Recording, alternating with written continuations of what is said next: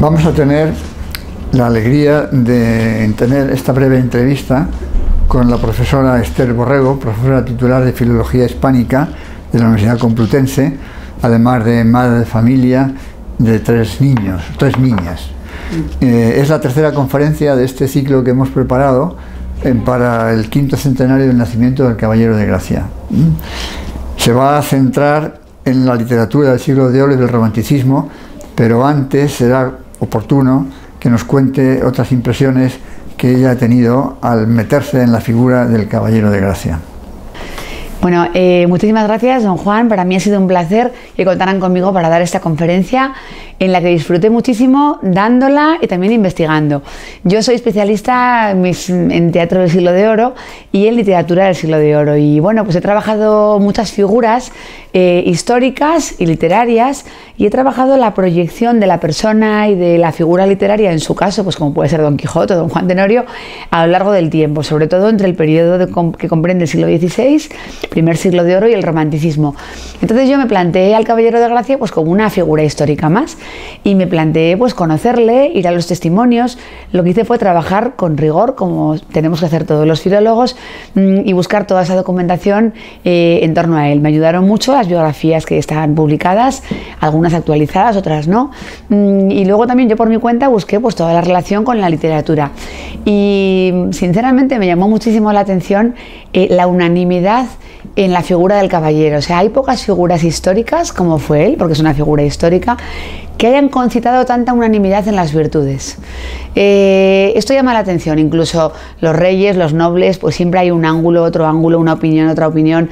Y la bondad del Caballero de Gracia, la humildad, la eficacia, la generosidad, la caridad, pues todo esto me llamó muchísimo la atención. Luego también, estudiando su vida, hay algunos hitos de su vida que también me ayudaron mucho y que luego han iluminado su posterior paso a la literatura, ¿no? Pues por ejemplo, el trato con Juan Bautista Castaña, que luego fue Papa Urbano VII, y también el trato con algunos santos como Felipe Neri, por ejemplo, y luego posteriormente, ya más mayor, ya anciano, con San Simón de Rojas.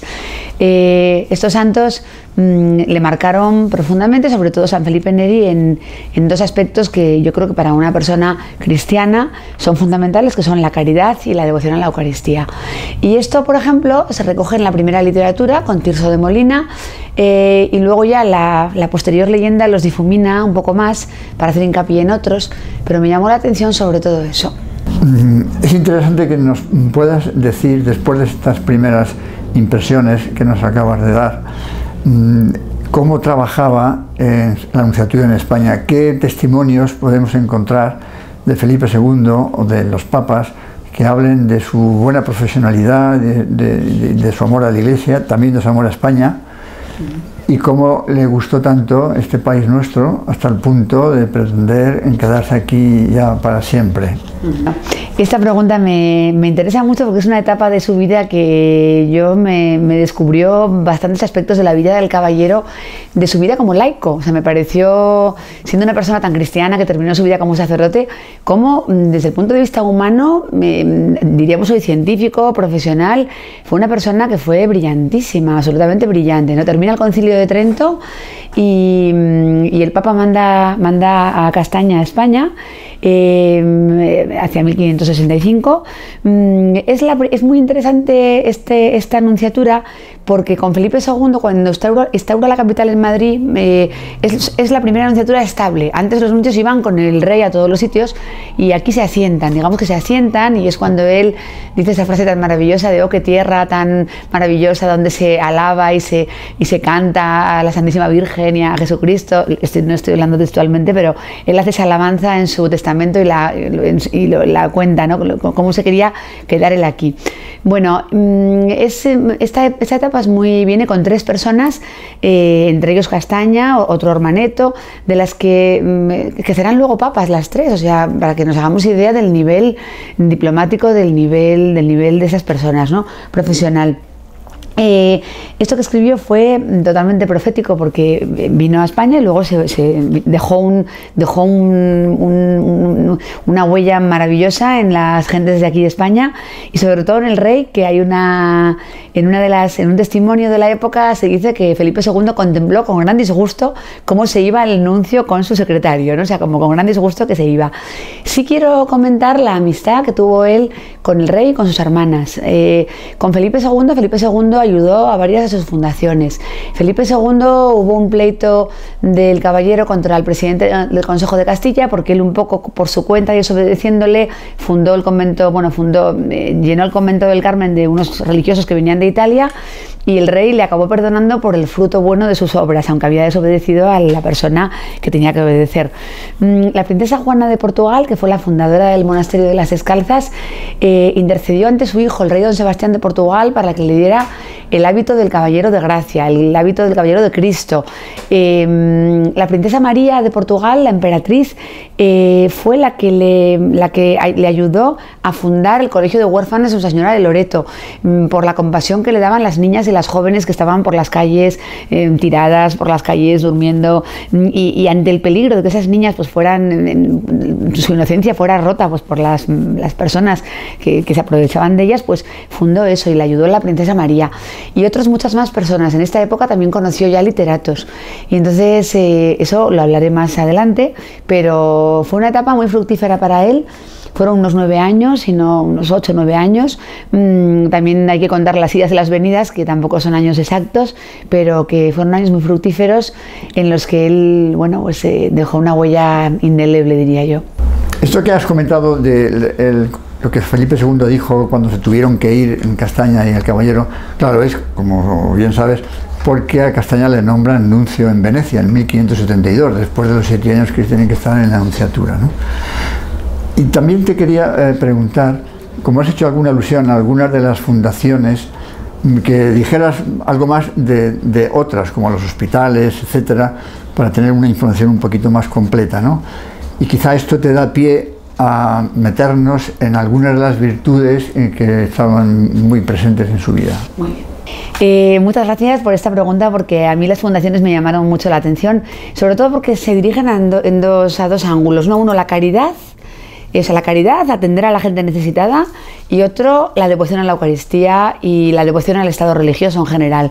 Entre las primeras yo destacaría el Hospital de los Italianos para ayudar a sus compatriotas, el Colegio de Huérfanas de Nuestra Señora de Loreto, que ya he hablado antes de su origen, ayudar a niñas, a jóvenes.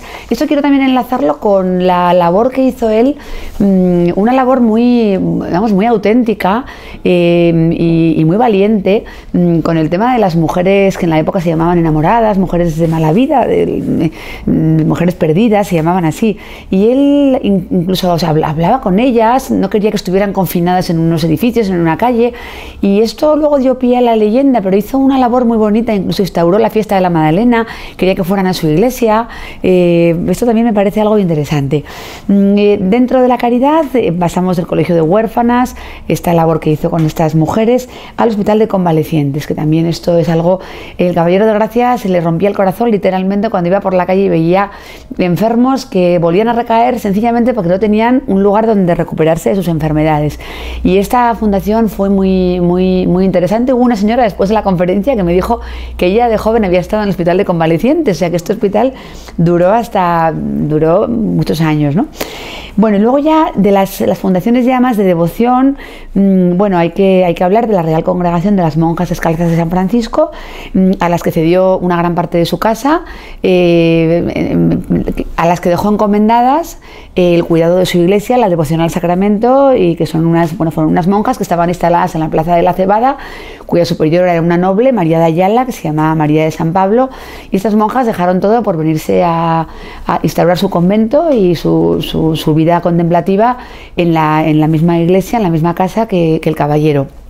Y luego también el Convento del Carmen fue una fundación controvertida, ya he hablado de ella, porque fue aquella fundación que el presidente del Consejo de Castilla no daba permiso, pero esta fundación se la pidió Juan Bautista Castaña para acoger a unos carmelitas italianos, también tiene su interés.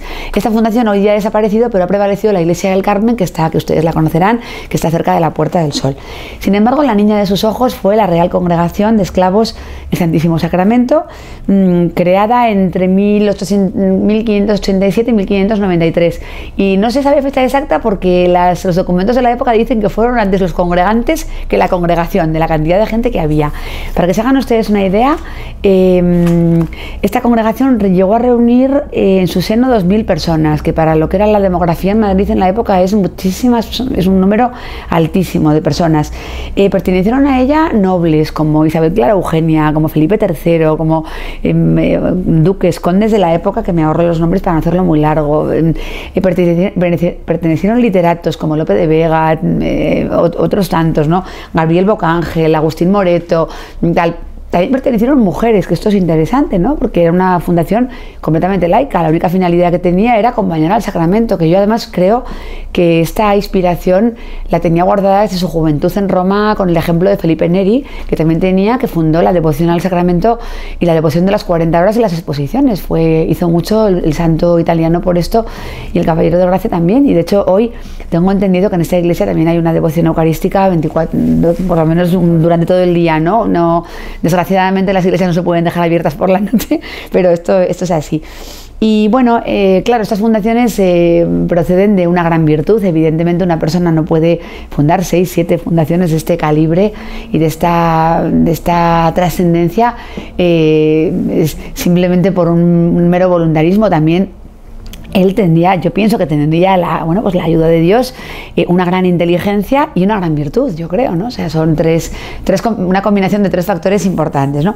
Yo de sus virtudes me ha llamado la atención, tiene muchas, pero la generosidad con el tiempo. O sea, dice que no hacía nada más que, o sea, él de su casa solamente iba a sus fundaciones a hablar con su confesor, que era Fray Domingo de Aza,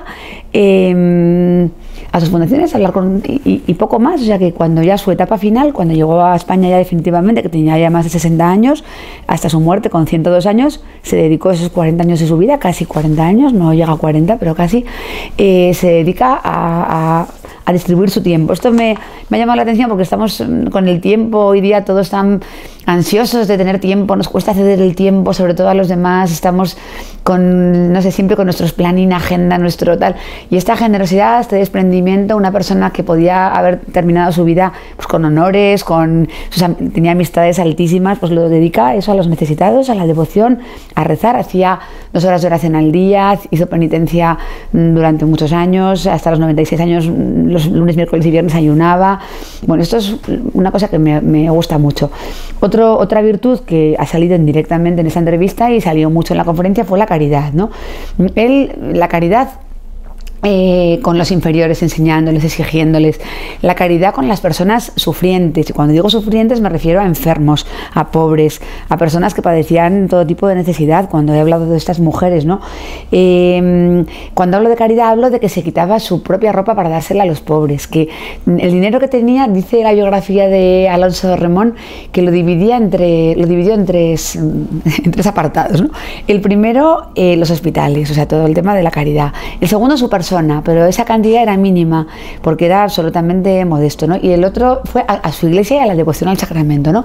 Entonces, que una persona, toda su fortuna, que bueno, él cuando era joven no tuvo fortuna por un problema familiar, pero luego la fue recuperando y también con su trabajo fue acumulando un patrimonio considerable, lo empleó al servicio de Dios. Esto también es otra virtud que me gusta mucho en el tiempo en el que vivimos, ¿no? Que estamos todos luchando por el céntimo de euro. Una persona que tiene un patrimonio que podía haberlo dedicado a, no sé, a colecciones de arte, a libros, a lo que sea, y lo dedica a las personas y a Dios. Eso me llama muchísimo la atención. Luego la humildad, y aquí se me ha olvidado decir, en la relación con Felipe II, que él renunció a una abadía que le ofreció Felipe II y a un obispado que le ofreció el Papa. No se veía capacitado, decía que el manejo de los negocios a él no le iba, Y de hecho ya Felipe II le mandó un secretario para preguntarle su respuesta y le encontró barriendo en la puerta de su casa y diciendo: yo no me encuentro capacitado, dígale a su majestad que no me encuentro capacitado para irme a ninguna abadía y que mi sitio es este. Bueno, y termino, aunque hay muchas más virtudes, con la alegría. Esto me ha gustado porque, bueno, es verdad que a veces en los relatos de la vida de los santos se hace mucho hincapié en virtudes, no sé, serias, ¿no? Pues la humildad, la caridad.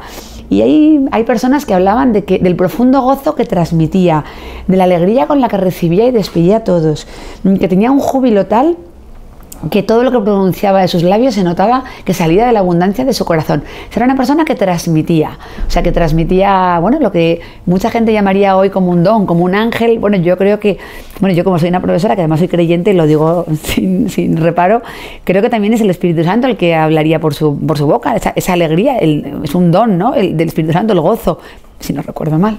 Estos comentarios que hacías sobre las fundaciones, bueno, recordad que también tuvo otra fundación más que fue como italiano, tenía mucha ilusión de ayudar a esta institución nacida en Italia por San Francisco Caracciolo y Adorno, de los clérigos regulares menores, que querían implantarse en España para expandir su labor apostólica, pero no lo conseguían. Y él hizo muchísimas gestiones para facilitarle la venida a España y les instaló en su propia casa.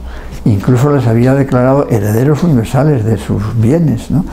Y ahí estuvieron unos años, aunque luego aquello desgraciadamente no terminó muy bien, porque hubo falta de entendimiento y acabaron yéndose a otro lugar. Y este lugar que ocuparon los clérigos es el que luego van a ocupar las concepcionistas franciscanas, años más tarde, como has dicho antes, ¿no?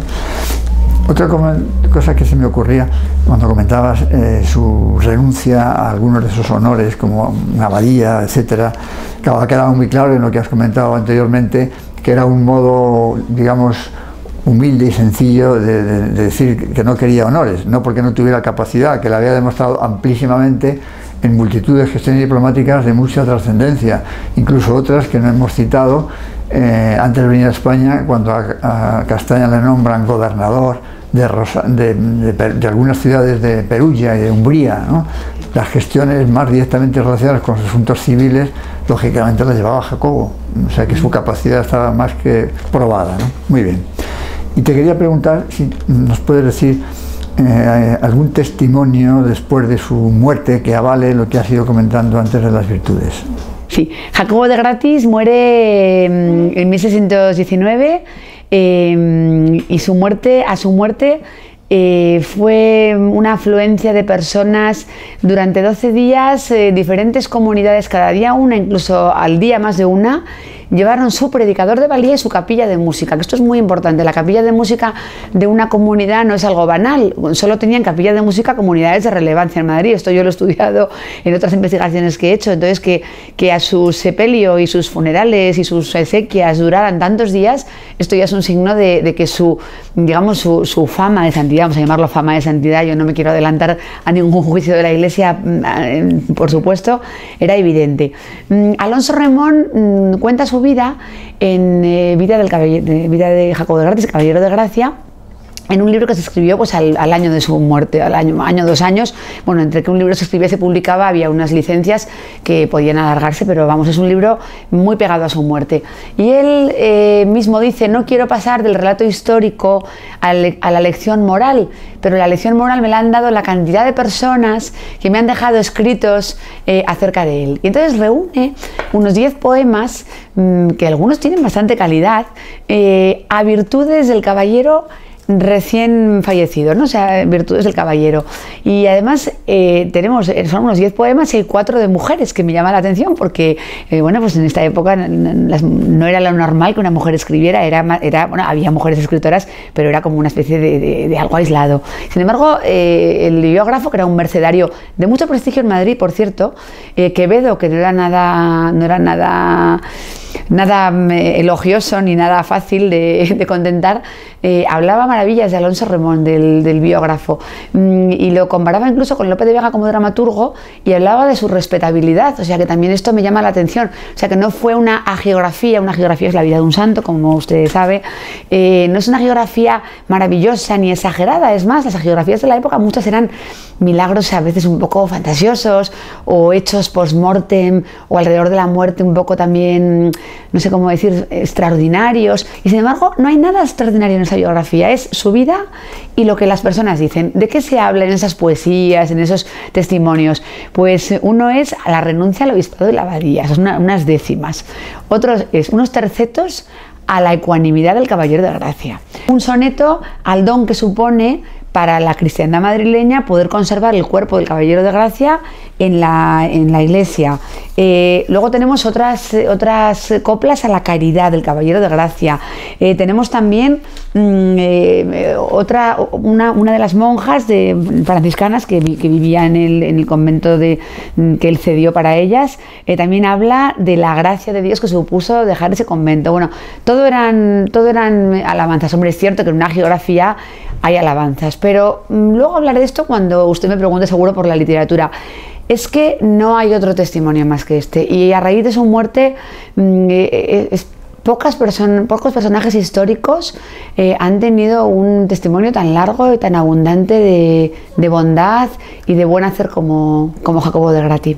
La pregunta que nos falta, entre otras, sería que nos hablaras de la relación que el caballero, como hombre culto, ha estudiado en Bolonia, conoce las lenguas clásicas, también lenguas modernas, por tanto era amante de la cultura, de las artes, de las letras, y eso hace fácil entender que reuniera en su casa a personas cultas de su época, concretamente algunos literatos como Lope de Vega, Tirso de Molina, etcétera, ¿no? Que nos hablaras un poco de la relación con estos literatos. Y después, ¿qué es lo que con el paso de los siglos incluso va a surgir en la leyenda completamente desvinculada de la realidad histórica? ¿Y por qué? Pues muchas gracias por esta pregunta, porque es la que más concierne a mi trabajo y a mi campo de investigación. Y bueno, me dio mucha alegría y me pareció también significativo de cara a su prestigio como persona la amistad que tuvo con literatos de la época muy destacados, como fueron Gabriel Bocángel, que es un poeta no es muy conocido, pero fue un poeta, digamos, metafísico, un poeta muy profundo de la época, que escribió junto con Agustín Moreto, que fue otro dramaturgo muy conocido, unas letrillas. En la conferencia no pude meter tantos testimonios, pero eran dos escritores muy respetables de la corte. Y luego los más conocidos, Lope de Vega y Tirso de Molina, fueron dos personas con las que tuvo una relación, yo diría que incluso de amistad. Lope de Vega, por ejemplo, tiene cartas al duque de Sesa en las que habla de los villancicos que ha escrito para el caballero, y que va a ir a casa del caballero en Nochebuena. Esos villancicos, no crean ustedes que eran meras canciones, no, eran representaciones casi teatrales, algunas con un desarrollo argumental. Y en algunas de las cartas dice Lope de Vega que él va a llevar a Riquelme. Riquelme era el autor de comedias, uno de los autores de comedias más conocidos de Madrid. O sea, entonces Lope de Vega se encargaba de llevar al director de la compañía, a los actores, a los músicos, porque el Caballero de Gracia dedicó una parte importante de su presupuesto, de su patrimonio, a los músicos, porque él veía que las funciones litúrgicas o paralitúrgicas cercanas a la liturgia debían ser adornadas con música para atraer al pueblo, que es algo que también está hoy, es muy actual también, ¿no? O sea, que a lo divino se llega por lo humano, y Jacobo de Grati se ocupaba de esto. Y Lope cuenta varios años esa costumbre de ir a casa del caballero en Nochebuena a cantar villancicos, a dirigirlos, y él como autor de la letra de esos villancicos, que desgraciadamente se han perdido bastante. Es un reto que me he propuesto después de esta conferencia, buscar esos villancicos, a ver si los podemos encontrar. Bueno, no solo eso, sino que Lope también fue congregante, fue de la Real Congregación de Esclavos del Santísimo Sacramento, y escribe poemas maravillosos en su ingreso en 1609. Fue hermano mayor en 1631, que es algo importante, ya fallecido el Caballero de Gracia, y Lope murió con ese orgullo de ser caballero del Sacramento, y fue una persona, bueno, que tuvo su vida, sus luces y sus sombras, como tenemos todos en su vida, pero que tuvo una devoción a la Eucaristía sincera y verdadera, y una amistad profunda con el caballero. Se le ha atribuido siempre a Lope un auto sacramental que parece ser que es de Tirso de Molina, que es otro dramaturgo, también muy cercano al Caballero. Es más, hay una comedia titulada así, El Caballero de Gracia, una comedia escrita pues muy paralelo con la biografía de Remón, año 19-20. Aquí en la crítica hay cierta discusión si que fue antes, si la biografía o la comedia, y es una comedia de santos que tiene ciertos anacronismos, se introducen los hitos de sus fundaciones, de su vida, sus virtudes, con algunas, ya digo, esas comedias no tenían como fin la veracidad histórica ni el rigor, simplemente la diversión y el didactismo, o sea, un poco la catequesis, explicar la vida de una persona santa. Lo que es más llamativo es que esas comedias de santos suelen escribirse años después de morir la persona, o por lo menos 5 o 10 años. Yo he conocido muchas, las he trabajado mucho, pues Santa Rosa de Lima, Santa Rosalía, por supuesto San Agustín escribió El Divino Africano, es una de las comedias, la Santa Juana, que fue una santa, bueno, no una santa, fue una beata, porque el proceso está parado, que escribió también Tirso de Molina, una trilogía, y sin embargo es una comedia que se escribe pegada a la vida del caballero. Es una comedia de la época en la que, bueno, pues la finalidad era demostrar la santidad del galán, pero al ser un galán pues tiene tentaciones, entonces tiene mujeres que se quieren casar con él y él no quiere casarse con ellas, pero todo en una atmósfera ingenua dentro de las convenciones del género, y es una comedia deliciosa que ojalá se pueda recuperar. Bueno, después de nombrar a estos literatos de la época, tenemos 2 siglos de vacío prácticamente, o sea, y llegamos al siglo XIX.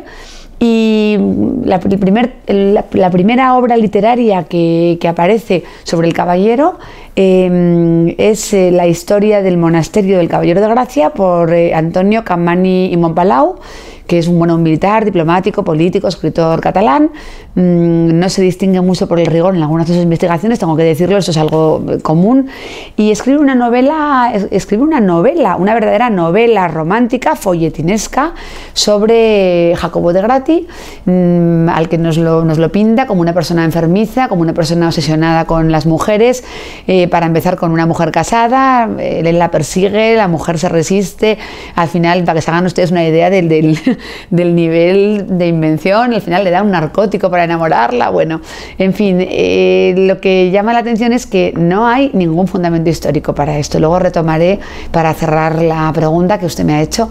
También hay otra faceta de esta novela en la que el caballero es muy amigo, muy amigo no, el caballero es como una especie de ahijado espiritual de San Simón de Rojas, cosa que es totalmente anacrónica porque se conocieron ya muy mayores los dos. Simón de Rojas no fue nunca su director espiritual porque él tenía otro. Fue una amistad de igual a igual de 2 personas con muchas virtudes. Uno de ellos es santo, el caballero no es santo todavía, pero aquí, bueno, más o menos es como si el caballero tuviera una dependencia, no sé, psicológica de su director espiritual y fuera a acudir a él cada vez que tuviera un problema. Entonces nos cuenta toda esta historia folletinesca, toda esta historia de una persona que no se controlaba, una persona enfermiza, una persona obsesionada con estos temas, y al final una conversión repentina, ¿no? Más o menos, ¿no? Una cosa un poco extraña. También tengo que decir que es una novela bastante mediocre desde el punto de vista literario. Esto fue en 1863. Luego este señor Capmany escribe un libro, Origen de las calles de Madrid, e introduce la misma leyenda, o sea, repite un poco la historia, más sintética si cabe, pero la repite. En el año 71, Luis Mariano de Larra, el hijo de Larra, el famoso articulista romántico, escribe un drama romántico en 3 actos y en verso. Un drama que retoma la historia de Capmany, pero la acopla al modelo de Don Juan Tenorio. Eso sí, igualmente mediocre que la novela, vamos a decirlo así de claro. Y entonces es lo mismo, persigue a la misma mujer, Leonor de Garcés, es una ficción por completo. Es que no hay ningún documento ni siquiera de que existiera esa mujer, o sea, no es que novelen sobre algo ni que dramaticen sobre algo, es que no existe testimonio. Entonces, bueno, pues es un Don Juan Tenorio, tiene él, antes de esta mujer, que es una mujer angelical, pues tipo Doña Inés, la Don Juan Tenorio, ha perseguido otras mujeres, ha deshonrado a otras mujeres, entre ellas una tal Angelina, a la que luego mata a su padre, como en el Don Juan Tenorio, y esta Angelina le dice que si está con otra mujer en un momento de su vida, que ella se le aparecerá en sombra. Entonces la comedia, el drama, termina termina queriendo él a Leonor defendiéndose con una daga, y la mujer anterior aparece en sueños como una especie de fantasma romántico en esa línea, pero bueno, al final él se arrepiente, todo además de una manera con un ritmo dramático muy poco adecuado, porque digamos que en una página, su conversión es en una página, por no decir media página. Él se arrodilla, se arrepiente, da su ropa a los pobres, le pide perdón al rey, en fin, es un drama, pues, en fin, un poco en esa línea romántica, pero ya digo, año 871 el drama romántico estaba ya superado, la década de oro del drama romántico fue de los 40 a los 50, sí, finales de los 30, 40, 50, ya los años 60, ya el drama romántico había perdido mucho fuste, y eso está en una época que además no tiene ningún... Pero tuvo éxito este drama en la época, todo hay que decirlo, tuvo tanto éxito que en el año 1886, o sea, 15 años después, el maestro Chueca, con su ayuda, con su colaborador Valverde y con un libreto de Felipe Pérez y González, escriben La Gran Vía. La Gran Vía es, bueno, una zarzuela, como ustedes bien conocen, que ha llegado, bueno, se representó a los pocos años en París, en la Sala Olimpia, se ha traducido a todos los idiomas, se compone de varios cuadros, como todas las zarzuelas, cada cuadro gira en torno a un tipo de baile, pues el tango, la polka, y el cuadro del Caballero de Gracia es un vals. Entonces el Caballero de Gracia se nos presenta como un caballero ridículo, afectado. Caballero de Gracia me llaman, y mis amoríos son conocidos en todo Madrid. Esta es él retoma en 4 versos, retoma la leyenda acumulada durante varias décadas, de novelas, de historias, de dramas sobre el caballero, ¿no? Lo que, bueno, es verdad que ya es una figura apuesta, pero ya incluso un poco ridícula, o sea, ya llega a ser ridícula. Bueno, entonces Pedro de Répide, que ya estamos en el siglo XX, y ya cierro el ciclo de la leyenda con Pedro de Répide, en su libro Las calles de Madrid, que empezó a publicarlo en 1921 por fascículos, en una revista, luego ya hizo el libro, que es el libro que se conoce, o sea, el libro en el que se han basado el resto de los historiadores para contar las historias de las calles. Pues retoma otra vez esta leyenda y otra vez. Entonces, claro, como el Caballero de Gracia tiene relación, sus fundaciones estaban en varias calles de Madrid, tenemos la réplica de su vida en varias calles, o sea, su vida presuntamente, falsamente disoluta, su vida esta pendenciera, su vida desafiante, su vida hasta un poco enfermiza, descontrolada, como decía Capmany, ¿no?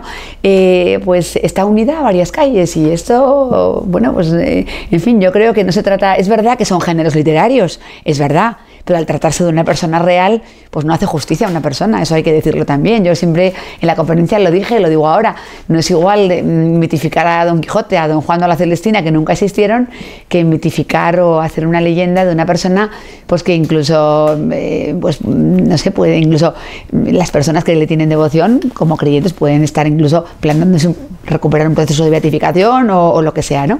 Entonces, bueno, aquí para terminar, Don Juan me puede también ayudar, porque él conoce también toda esta parte de su vida, de cuando vino a Madrid. Bueno, pues él llegó ya con unos años muy avanzados. La primera vez que vino a España era una persona conocida, venía con el nuncio, o sea, es imposible que en la primera etapa, que tenía cerca de 50 años, que en la época eran vitalmente muchos más que ahora, pero bueno, podría haber sido por edad. Pero es muy inverosímil, como yo me gusta decir cuando hablo de hechos históricos, que una persona de esa edad y con esa posición y con esa vinculación a la Iglesia y a la monarquía, llevar una vida pendenciera, disoluta, persiguiendo mujeres casadas, o sea, es absolutamente inverosímil. Y además se fue y luego volvió, o sea, volvió ya mayor, ya con más de 60 años, se ordena sacerdote a los pocos años de llegar a Madrid. Vitalmente es, no digo yo imposible, pero muy difícil de creer. Y luego hay otro hecho que corrobora esta dificultad, que es dificultad de creerlo, que es la ausencia total de testimonios de ese estilo en la época. Es que incluso Mesoneros Romanos habla del virtuoso caballero, de la dignidad de caballero. Jerónimo de la Quintana, que fue un cronista de la época, habla del virtuoso caballero con fama de santidad, y entonces no se avienen muy bien los testimonios de personas, digamos, rigurosas con estas historias literarias. También hay que disculpar a estos autores, porque quizá quisieron escribir un drama romántico, una zarzuela divertida o una novela graciosa, y tomaron a este caballero como protagonista, tomando como excusa algunos detalles de su vida aislados, por ejemplo, el trato con estas mujeres enamoradas que he dicho antes, ¿no? O su porte distinguido, su educación como caballero, porque él era un caballero, un verdadero caballero, y apuesto y atraería a las mujeres, no digo yo que no, seguramente, pero no sé, vamos a ver, que han extraído esos aspectos de su vida, claro, y se ha construido una leyenda basada en la literatura, eso sí, en torno a unos géneros literarios, pero que no tienen ninguna correspondencia con lo real, como lo que he dicho de Simón de Rojas, que es una transformación total de una amistad de igual a igual, pero que no hubo ninguna dirección espiritual. El caballero no tuvo que convertirse nunca, porque, convertirse de una manera radical.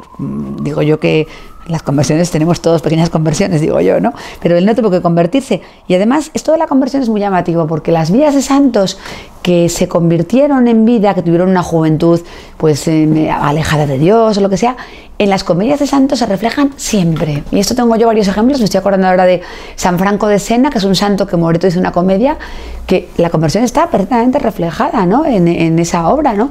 Y otros santos, San Agustín, tal. Sin embargo, en la comedia que hace Tirso, El Caballero de Gracia, no tiene que presentar ninguna conversión porque sencillamente no la hubo. Y entonces, poco más tengo yo que decir, simplemente como filóloga y como investigadora, pues que digamos que lo triste entre comillas, es que para conocer al caballero haya habido que pasar por esa leyenda literaria, que es lo que más o menos todos tenemos en la cabeza, al Caballero de Gracia como un galán, como algo así, ¿no? Profundizando y siendo un poco rigurosos, nos damos cuenta de su figura histórica y de su figura también, pues cara a una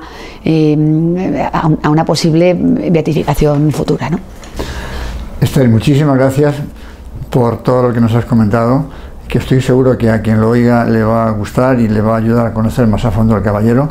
No obstante, tendremos ocasión con otras conferencias que, como sabes, hemos programado para este ciclo.